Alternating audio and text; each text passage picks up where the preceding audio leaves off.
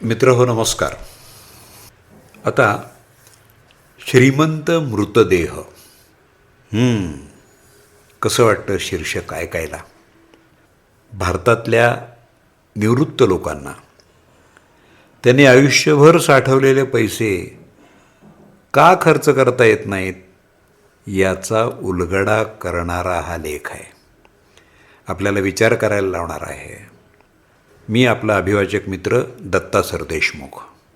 तर ऐकूया श्रीमंत मृतदेह या लेखाचं अभिवाचन.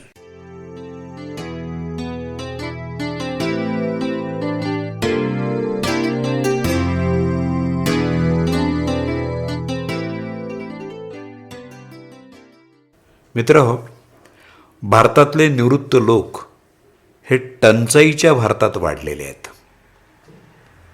त्यावेळी अगदी साध्या साध्या गोष्टींसाठी जसे की रेशन कार्डासाठी, टेलिफोनसाठी वर्षानुवर्षे वाट पाहावी लागायची. साधी बजाजची स्कूटर घ्यायची असेल तर वर्षे वाट बघावी लागायची.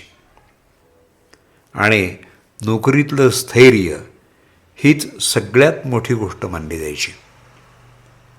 40 वर्ष त्यांनी सरकारी किंवा कॉर्पोरेट नोकरीत प्रामाणिकपणे काम केलं. ऑटोचा खर्च वाचवण्यासाठी बसस्टॉपपर्यंत चालत जायचं. शर्ट फाटेपर्यंत वापरायचे.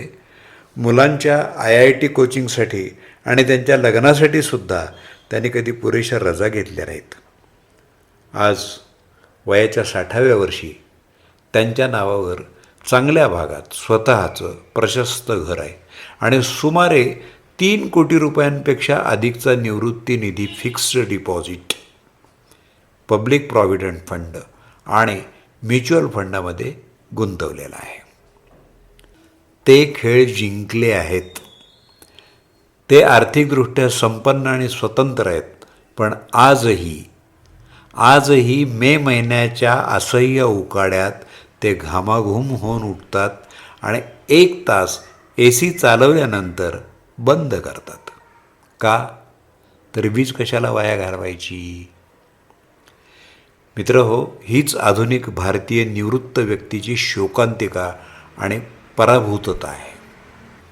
ते मालमत्तेत श्रीमंत आहेत, पैशात श्रीमंत आहेत, पण जीवनशैलीत मात्र गरीब आहेत. यालाच आर्थिक मानसशास्त्रामध्ये स्विच फेल्युअर असं म्हणतात. सतत बचत करणाऱ्या मनाची मानसिकता काय असते? 35-40 वर्ष त्यांच्या मेंदूमधला स्विच सेव्ह या मोडवरच अडकलेला असतो. प्रत्येक आर्थिक निर्णय हा साठवणुकीच्या दृष्टीने घेतला गेलेला असतो. बचत ही फक्त सवय नसते, तर त्या काळातली ती जगण्यासाठीची गरज असते. आणि निवृत्तीच्या दिवशी अचानक त्यांना सांगितलं जातं की आता हा स्विच स्पेंड मोडवरती ऑन करा. पण ते आता त्यांच्या हातात नसतं. 40 वर्षाच्या काटकसरीनं तयार झालेले न्यूरल पाथवेज इतके मजबूत असतात की खर्च करणं म्हणजे त्यांना अपराधासारखं किंवा वेदनादायक वाटतं.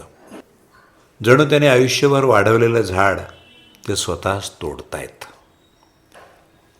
भारतातली स्विच फेल्युअरची लक्षणं अनेक घरांमध्ये किंवा आपल्याला कुटुंबांमध्ये दिसून येतात. फिक्स्ड डिपॉझिट, कायम ठेवीवरच्या व्याजाचा सापळा. तो कसा आहे? ते फक्त FDवरचं व्याजच खर्च करतात. मूळ रक्कम वापरणं म्हणजे त्यांना पाप वाटतं. महागाई वाढत असताना त्यांची जीवनशैली कमी होत जाते. वैद्यकीय उपचार टाळणं. बँकेत कोट्यावधी रुपयांच्या ठेवी असूनसुद्धा ते गुडघ्याचं ऑपरेशन किंवा मोतीबिंदू शस्त्रक्रिया पुढं ढकलतात, कारण त्यांना तो खर्च जास्त वाटतो. प्रवासातला विरोधाभास. 70व्या वर्षीसुद्धा ते 2AC किंवा फ्लाईटऐवजी स्लीपर क्लासनं प्रवास करतात. याचं उत्तर त्यांच्याकडे तयार असतं. फ्लाईट कशाला? ट्रेनसुद्धा त्या स्टेशनवर पोचवतेच ना. वारसांचा दबाव. तो कसा आहे? संपूर्ण संपत्ती मुलांसाठी जपून ठेवण्याची मानसिकता. स्वतः काटकसरीत जगतात, जेणेकरून 45 वर्षाच्या आणि स्वतःच्या आयुष्यात स्थिरावलेल्या मुलांना मोठी संपत्ती मिळावी. त्यांच्या मनामध्ये खोलवर भीती असते. मी जास्त जगलो तर, सगळे पैसे संपले तर.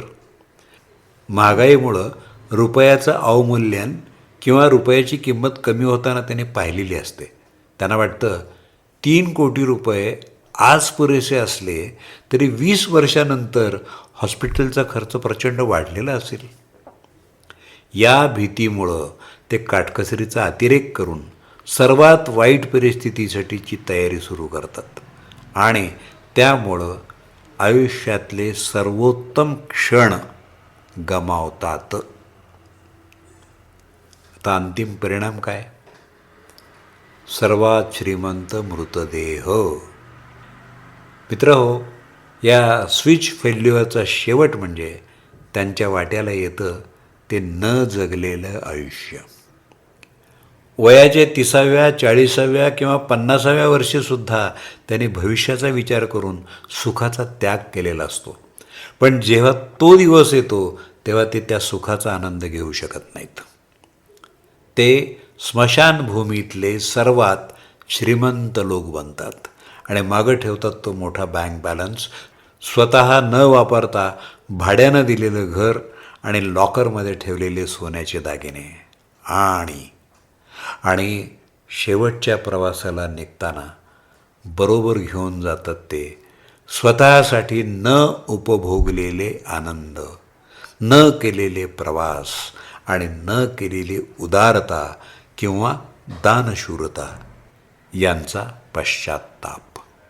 आता तुम्ही म्हणाल, हा स्विच बदलायचा कसा? Permission to spend fund. एक वेगळं खातं उघडा.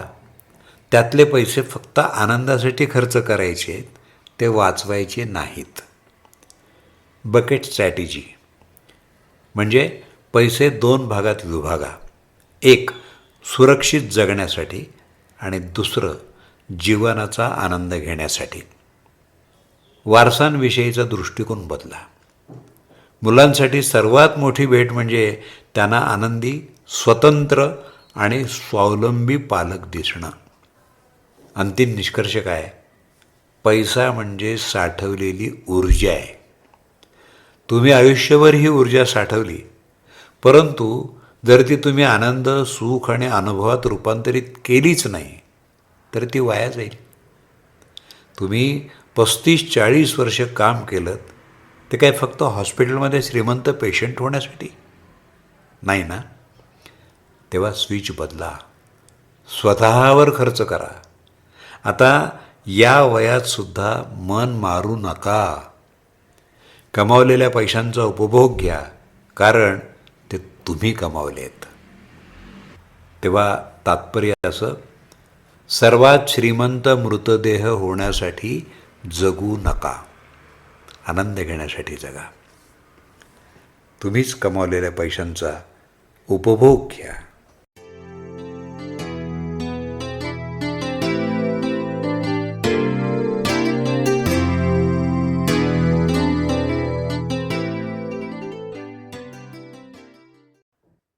श्रीमंत मृतदेह या लेखाचं अभिवाचन आत्ताच आपण ऐकलं.